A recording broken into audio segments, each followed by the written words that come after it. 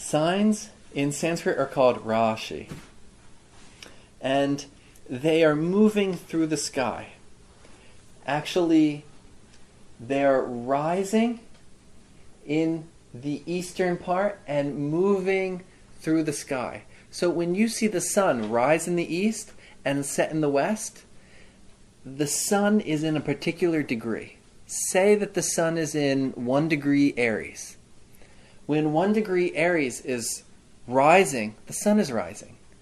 And then as the sun is moving through the sky, so is Aries. Because the sun is in Aries. And it's moving through the sky. So the signs are rising and moving through the sky. Now, so those signs are changing and going into different houses. Every 2 hours, a house has a different sign in it. I don't mention that here. I'll mention it in the astronomy section. We'll go into that a little bit. So the signs represent, they color the area of life. So for example, Virgo represents towns or gardens. And if you think about a town, in a town, people have very nice, cared for lawns and gardens. Where people living out in very vast spaces generally aren't being meticulous about their yard in the same way. It's too big. Leo rules big yards and forests. So if in the 4th house, which is home, you happen to have Virgo, it shows somebody who enjoys living in town, who enjoys having a small yard, who enjoys having gardens and well cared for spaces where they live. Where somebody with Leo rules the forest. They like a little bit more away from town kind of feeling, or at least a less cared for kind of yard. So in this way, the 4th house, it's showing home.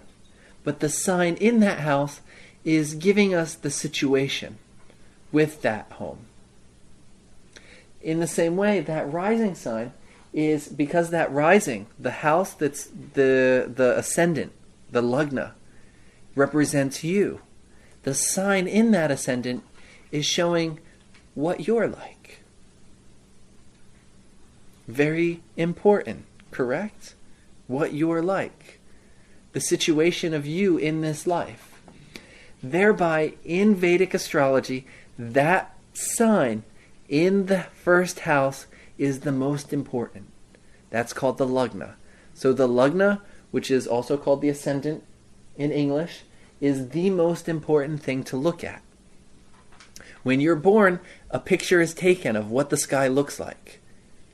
That sign in the ascendant determines what all the other signs in the other houses are.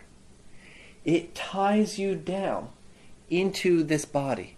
What lagna actually means is being tied down. What is tying you down into this creation? A physical body. That ascendant ties you down into this body, which is based on the ascendant. So just an example of the 1st house being the body. We learn that Mercury represents a prepubescent girl. So that's archetypal. So what do we understand about a prepubescent girl? It's young, it's pretty, it's beautiful. So in general, people that have Gemini or Virgo in the ascendant, which is ruled by Mercury, will often be very handsome or beautiful, will often have a very young look to them. In this way, the planet ruling the sign is very influential. If we look at the signs on page 7, going in page 7, at the top, we can see that Aries is ruled by Mars. Taurus is ruled by Venus. Gemini is ruled by Mercury. Cancer is ruled by Moon. Leo is ruled by Sun. All the planets have 2 signs except for the Sun and the Moon. The Sun has Cancer. The Sun The moon has Cancer, the sun has Leo. Next to that, we have Virgo and Gemini on either side, both ruled by Mercury, the prince. So we have the king and the queen with the prince on each side. Next to that, we have Venus on each side of Mercury. Can everybody see that on the top of page 7? Taurus and Libra are both on the other side of the two Mercury-ruled signs.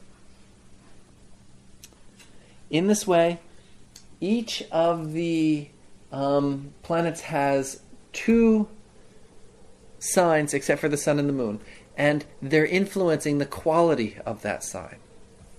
The chart in the below here gives the Sanskrit name of each of the signs, as well as a place or situation, according to a text called Prashnamarga, which is a South Indian astrological text. Actually, the author is Harihara, and it's from Kerala. And for me, the place that a sign rules, it gives you a certain flavor. For example, Aries rules forests, gold and silver mines. So forests are wild places. Gold and silver mines are places where there's work being done, digging and sometimes even pollution.